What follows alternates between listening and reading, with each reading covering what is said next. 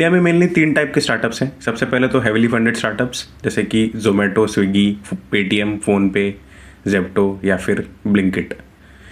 इसी के साथ ही मिड टियर स्टार्टअप्स भी हैं जो कि रिसेंटली फंडेड हुए हैं या फिर पिछले 4-5 साल में कभी एक बार तो उनको फंडिंग मिली है। इनमें बूटस्ट्रैप कंपनीज भी आती हैं। ये वो कंपनीज होती हैं जो अच्छा खासा रेवेन्यू जनरेट कर रही हैं, लेकिन ये मिड टियर कैटेगरी में है क्योंकि उन्होंने अभी तक कोई भी फंडिंग नहीं ली है।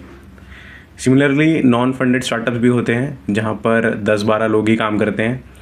तो ऐसे स्टार्टअप्स में हो सकता है कि कंपनी सिर्फ रजिस्टर्ड हो और ये इन्होंने कोई रेवेन्यू जनरेट नहीं किया हो, लेकिन क्योंकि ये कंपनी रजिस्टर्ड होती है और इनका एक एम होता है, इनका एक मिशन होता है कि हमें ये चीज़ अकम्प्लिश करनी है, तो आप इस कंपनी को भी ज्वाइन करने का देख सकते हैं।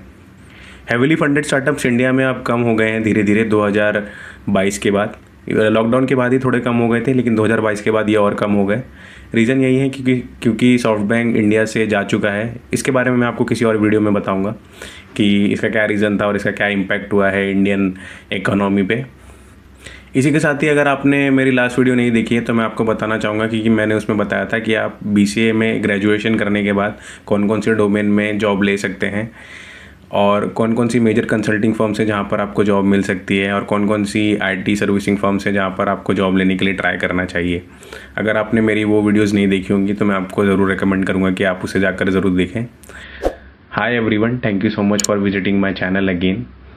तो इन स्टार्टअप्स में सिलेक्ट होने के लिए जो आपका सबसे पहले क्राइटेरिया होता है परसेंटेज का, तो मैं आपको बता दूं अगर आपका 60% से कम है तो भी कोई बात नहीं है, इन स्टार्टअप्स में आपको जॉब मिल जाएगी।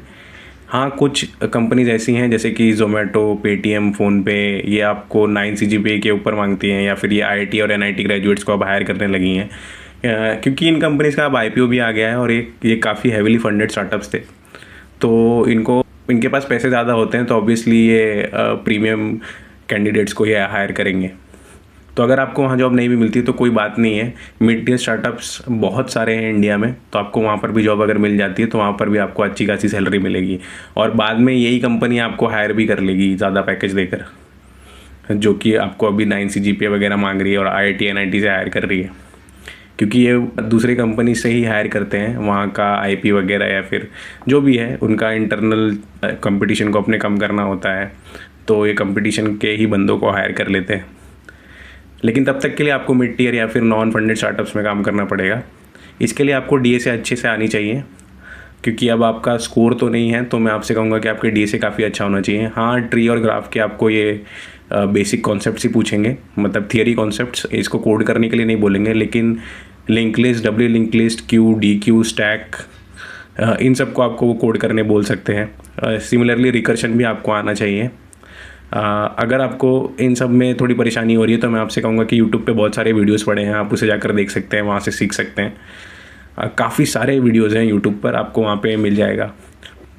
सिमिलरली आपको सिस्टम डिज़ाइन भी आना चाहिए और आपको 3 या 4 फ्रेमवर्क्स आने चाहिए। अगर आपको 2 वेब फ्रेमवर्क आते हैं और या फिर एक मोबाइल एप्लीकेशन फ्रेमवर्क आता है जैसे कि रिएक्ट नेटिव, फ्लटर, कॉटलिन, तो भी ये बहुत अच्छी बात है, आपको हायरिंग के चांसेस आपके ज़्यादा हो जाएंगे।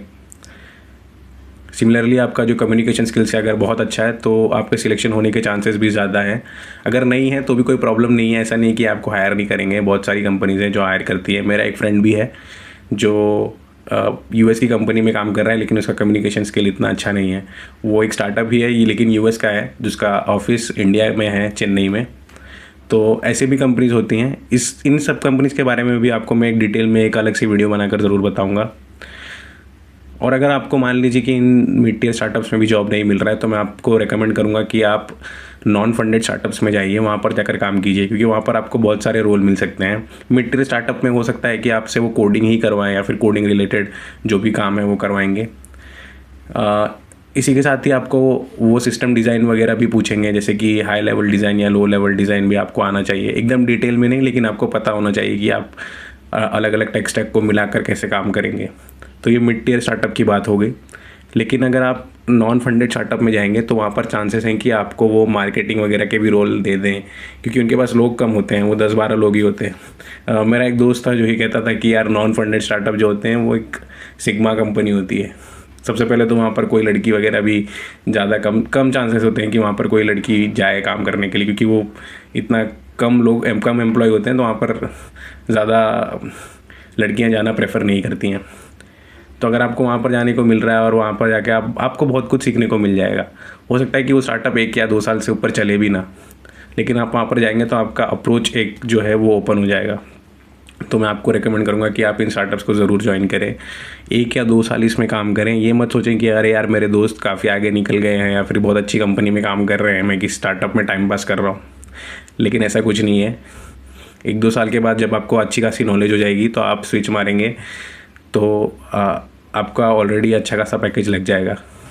तो आप उन सब चीज़ों के बारे में मत सोचिए, क्योंकि अगर आपका कोई दोस्त है जो बड़ी एमएनसी में काम कर रहा है तो बहुत ज़्यादा चांसेस है कि वो रिपीटेटिव टास्क कर रहा होगा, 2 साल के बाद भी वो उसी जगह पर होगा जहाँ से उसने स्टार्ट किया था कॉलेज के बाद। इसके अलावा भी आपको स्ट्रेस हैंडल करने आना चाहिए, क्योंकि कुछ कंपनीज होती हैं जहाँ पर आपको 10 से 12 घंटे काम कराया जाएगा। तो अगर आप वहाँ पर ये बोलेंगे कि अरे यार नहीं, मैं 8 या 9 घंटा काम करके जाना चाहता हूँ, तो ये पॉसिबल नहीं होगा, क्योंकि ये स्टार्टअप है, वहाँ पर रिक्वायरमेंट बढ़ जाती है। और यहाँ पर जो सीईओ है वही एचआर होता है, इनका कोई एचआर डिपार्टमेंट नहीं होता। तो कंपनी का जो ओनर होगा वही आपका सीईओ होगा वहाँ पर। और जब हायरिंग भी करते हैं ये, तो बहुत ज़्यादा चांसेस होते हैं कि ये आपको असेसमेंट नहीं देंगे, कोई एप्टीट्यूड टेस्ट नहीं होगा यहाँ पर आपका। यहाँ पर आपको टास्क दिया जाएगा और उसकी आपको वैलिडिटी दी जाएगी कि आपको ये 1 दिन में करके देना है, क्योंकि अब तो एआई आ गया है तो ये 3 या 4 घंटे का ही टाइम देते हैं। मान लीजिए कि अगर आप इनके ऑफ कैंपस अप्लाई करते हैं और इनके कंपनी में जाकर ये टेस्ट देते हैं तो आपको वो 3 या 4 घंटे का टाइम देंगे। वहाँ पर आपको सब कुछ यूज़ करना है और उनका जो टास्क है वो कंप्लीट करके देना है। तो यहाँ पर आपका जो स्ट्रेस हैंडल करने का तरीका है वो बहुत अच्छा होना चाहिए। अगर आप स्ट्रेस हैंडल नहीं कर पाते हैं तो मैं आपसे कहूँगा कि आप अपना पेशेंस लेवल बढ़ाइए, स्ट्रेस हैंडल करना सीखिए, क्योंकि इन कंपनीज़ में आपको ना कि सिलेक्ट होने के लिए बल्कि काम करने के लिए भी स्ट्रेस हैंडल करने आना चाहिए। इन सारे कंपनीज़ के ऊपर और जो मैंने 3 सेक्शंस बताए, जैसे कि heavily funded startups, mid tier startups और नॉन फंडेड स्टार्टअप्स, इनके ऊपर भी मैं हर एक कंपनी में डिटेल वीडियो बनाने का ट्राई करूँगा रिसर्च करने के बाद। तब तक के लिए स्टे ट्यून्ड, थैंक यू।